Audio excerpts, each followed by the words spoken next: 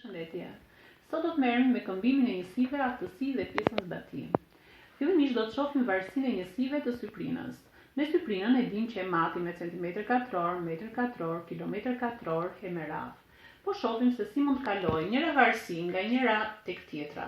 Nëse ne kemi 1 cm katror, ne dim që 1 cm është e barabartë me 10 mm, kështu që do të dali 10 herë 10 mm katror, që do të thotë 100 mm katror. Nëse ne do të kemi 1 metër katror, ne dim që është e barabartë me 100 cm, kështu që kalon 100 herë 100 dhe i bie që do dali 10.000 cm katror. Ne dim që për varësinë e syprinës, ne kemi syprinën e cila jepet syprina e katrorit që ka brinjët 1 metër dhe 1 metër, dhe kjo është e barabartë me 1 metër katror. Ndërsa për njësitë e vëllimit ne kemi marrë një kub i cili ka brinjët nga 1 metër dhe ne dim që vëllimi i tij do të jetë 1 metër kub. Nëse do të marrim njësitë dhe lidhjen e tyre në varësitë e vëllimit, atëherë do të kishim 1 cm kub që mund ta shkruajmë si 10 herë 10 herë 10, pra do të shumëzojmë 10-at 3 herë, sepse ne dim që 1 cm është e barabartë me 10 mm dhe kjo do dalin 1000 mm kub. Nëse kemi 1 metër kub, atëherë do të shumëzojmë 3 herë 100-at dhe do dalë i barabartë me 1.000.000 cm kub. Mirë po, në këtë mësim do të shikojmë sepse cili është raporti i brinjve dhe i syprinave apo i vëllimeve kur dy figura janë të ngjashme.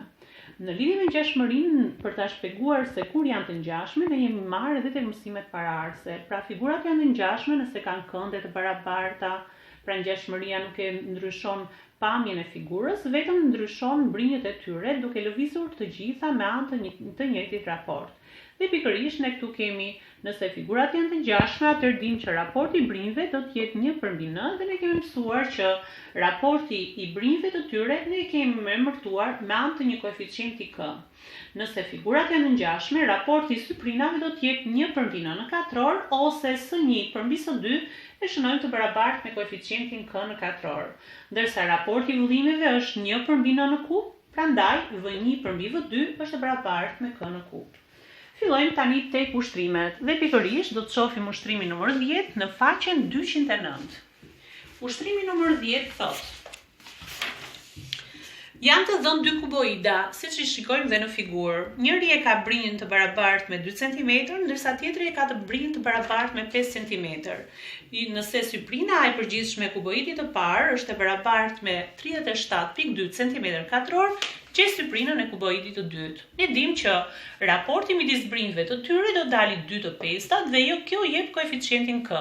Raporti midis syprinave është koeficienti k në katror, meqense syprinën e p-s dim që është 37.2, përmbi syprinën e q-s do dali 4 të 25 dhe që këtu nxjerrim që syprina e q-s do dali 232.5 cm katror. Tek rasti i kërkesës B është dhënë vëllimi i trupit të parë dhe kërkon vëllimin e kubit të dytë. Raporti midis vëllimeve ne thamë që është koeficienti k në kub. Nga këtu nxjerrim që vëllimi i kubit q është e barabartë me vëllimin e kubit p përmbi k në kub dhe do dali 12.4 përmbi 2 të pestat në fuqi të tretë. Më pas kryejmë veprimet. Kalojmë tek pjesa zbatim dhe këtu do të shikojmë pikërisht ushtrimi numër 7 në faqen 221. Aty thuhet, një trup është formuar pasi konit me lartësi 15 cm i është hequr një kon me lartësi 10 cm. Pra këtë pjesën sipër e kemi shkëputur nga koni i dhënë. Konit thot janë të ngjashme, tregon që vëllimi i trupit është në raportin 19 me 8 me vëllimin e konit të hequr. Pra ne do të tregojmë që vëllimi i trupit në lidhje me vëllimin e konit të hequr ka raportin 19 me 8. Fillimisht shikojmë raportin lartësive. Lartësia e konit të madh, duke bashkangjitur dhe atë që hoqëm, është e barabartë me 15 cm. Lartësia e konit të vogël, pra e konit që ne hoqëm, është 10 cm. Raporti i lartësive do dali 15 të 10-at ose 3 të 2-at. Raporti midis vëllimeve do të jetë k në të tretë, që do të thotë 3 të 2-at në fuqi të tretë dhe i bie 27 të 8-at. Vëllimi i trupit do të jetë 27x minus 8x që i bie 19x.